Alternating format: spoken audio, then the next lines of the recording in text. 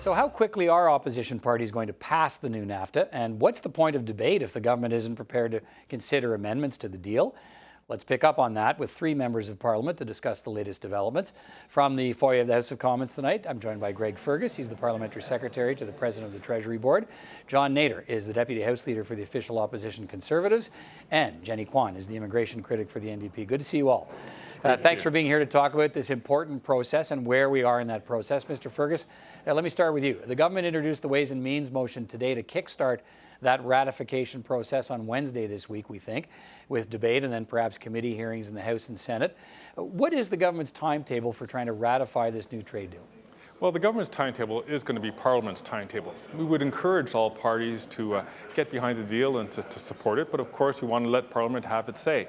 I think it's in the economic interest of all Canadians, for millions of Canadians who depend on trade, to depend on open access to the United States. And this has been a really great deal. This is a great deal for our steel and aluminum producers. This is a real great deal for ensuring that we have a dispute resolution mechanism that is strong, and especially. But when you say Parliament's timetable, the government must have a notion here of what's reasonable to the government and what's not. Are we talking a matter of weeks here? Or are we talking several months before this could get ratified? Well, given that this was an all of Canada effort in which we had as a part of our consultative committee people who are strongly associated with other political parties to be a part of it, to be sort of that touchstone to making sure that we were on the right track in terms of the negotiations, and seeing how they have all come to support this deal, we're hoping that this could translate in a quick passage.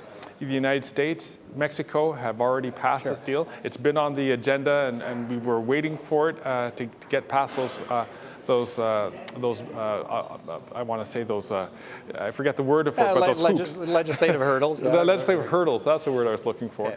Yeah. And now that we're past that, we're hoping that there could be a good passage. Well, but of course, we are in a minority parliament. So it's going to be up to Parliament for all of us to collaborate together to get this deal passed. Mr. Nader, the Deputy Prime Minister rhymed off the long list of supporters of this trade deal today who want it passed quickly, including Conservative premiers. So how will Conservatives in the House of Commons respond to Chrystia Freeland's request that you move this thing along quickly, ratify the deal fast?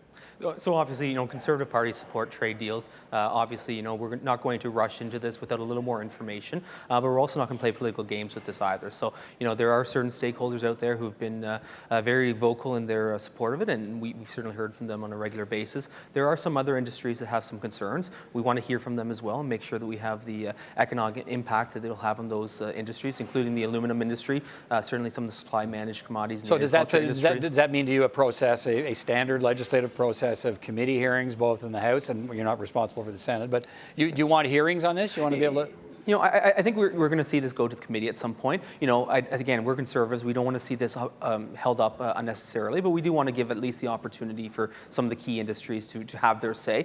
I don't think we need to see this drawn out, far beyond what needs to be done. I think there's opportunity. That's what I'm trying to do. So maybe you can help me. So in terms of a timetable, what are you thinking? End of February, end of March, early April? What's your? I think a lot of that will rely on what the government comes forward with additional information. We've asked for specific information on some of the economic impacts. If we're able to get that in a timely fashion, I think we can move this along, fairly expeditiously. But to be clear, at the end of the day, your party is going to support this trade deal. Right? We're still going to wait to see the final legislation. We had the Ways and Means motion today. We're currently reviewing that. We'll see the legislation probably tabled on Wednesday. We'll take the time to review that. But again, we're the party of free trade. And we're going to be, sticking with that going forward. Jenny Kwan, what does the NDP want from this process? And does the party know now? I know that you were waiting to get more details. Does the party know now whether you'll support this deal as it is or not?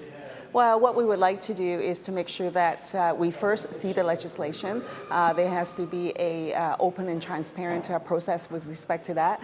It will go to Parliament, so I hope that we will have the opportunity for a fulsome debate on the matter. We know that, for example, with the deal, prior to this time, the Liberal government had said there's no more changes. This is the best deal that Canada could get. However, the Democrats in the United States actually made changes to this deal, deals that changes that we've been wanting to see. For But they've now- example, they've the now elimination of as you- Chapter 11 Yeah. as an example, right? The Liberal government prior to this time saying that there's no changes that could be had. Democrats in the United States pushed for that, and that came forward. And so, But it sounds like Chrystia Freeland is saying today that the time for any amendments is past. The government won't entertain amendments on this. They want the legislation done. It's been approved in Mexico and the United States, and presumably if we try to amend it here, that reopens it for them too. Well, actually, the government's been saying that there can be no amendments right from the beginning, and the Democrats has actually pushed it and brought forward amendments. What I'm saying is this: Canadians deserve to have this deal to be out in the open, to have transparency with respect to the deal and the information around it, and for us to have fulsome debate around it. Some of those changes are changes that we wanted to see. Those were the changes that New Democrats wanted to see, and accepting that it was brought forward by the United States politicians. That said, there are still other areas to which they are concerned. So for example, the dairy industry, we need to be looking into that as well, because supply management has a huge impact in our dairy industry. Is it right that the Canadians and through the Canadian government should be subsidizing them because they are losing out on this trade deal? So is that the this- right approach to go forward with? Right. So you have the opportunity here to, and I'm not sure. So you're saying that the NDP hasn't decided yet whether it'll vote for this deal or against it. I mean, everything I'm hearing, it suggests you'll vote against it. And if that's, but I suppose that's okay because Mr. Nader's already said the Tories are going to support it.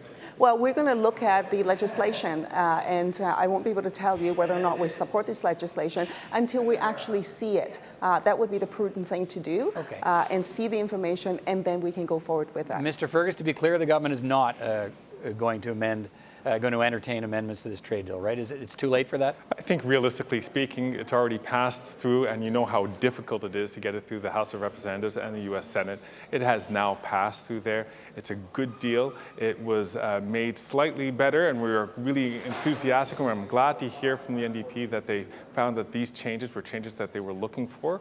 So we think that we have a really good deal, and it's so important to millions of Canadians. I'm pretty confident that Parliament is going to be passing this bill. The Bloc leader said today, Mr. Fergus, his party will oppose the trade deal unless there's compensation or protections for Quebec farmers and aluminum workers. Is the government open to providing protection and compensation after the deal's ratified? Is that something to be talked about? I think when you take a look at the aluminum workers, I have to say, if you speak to people in the aluminum industry, they're saying this is the best deal ever. Now, where they have a little point of contention is that they took a look at this deal, which provides for 70% of steel and aluminum to be sourced from North American sources. Right. The United States doesn't have a real aluminum industry, neither does Mexico. It's really Canada.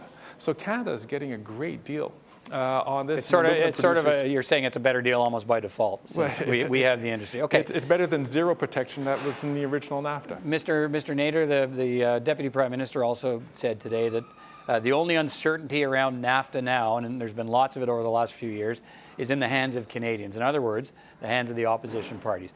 What responsibility do you believe does your party have to end that uncertainty? Do you agree with her that it's time to move this now? I mean, obviously the time now is to debate this and to bring forward the legislation. So, the Parliament's going to be dealing with this, and, provided that we as the official opposition are provided with, significant information that we've been looking for, we're willing to work with the government and all parties to see this move forward.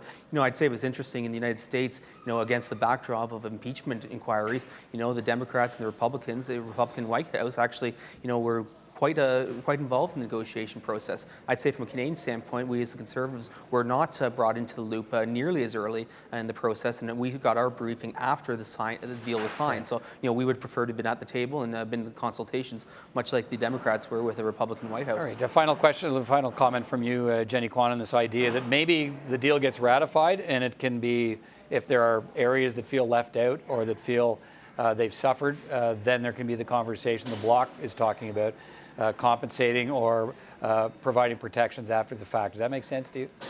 Well, I think there's a real question too, that when we sign these deals, why is it that we're resulting in a situation where industries are going to lose out, such as our dairy industry as an example, and then the government would have to compensate for it? Wouldn't it be better if we actually negotiated a deal that actually supports our dairy industry right from the get-go? Right. So now I understand the government saying that there can be no amendments, but it does raise this key question in terms of the process though, and that is, before we get to this stage, doesn't Canadians deserve to have all the information before them so that they can assess on whether or not this is a good deal for Canada? None of that process allow for that. This is in the final stage when everything is said and done and the government says there's nothing that we can do to change this, but it's a good deal, trust us, right? So this is the wrong way to proceed. I certainly hope that the government, in going forward for this deal and other deals as well, that we allow for an open and transparent process so that Canadians have access to the information and questions answered before we get to this stage. All right, Jenny Kwan, Greg Fergus, John Nader, thank you all for your time tonight, and we'll talk again soon. Thank you. Looking forward to it.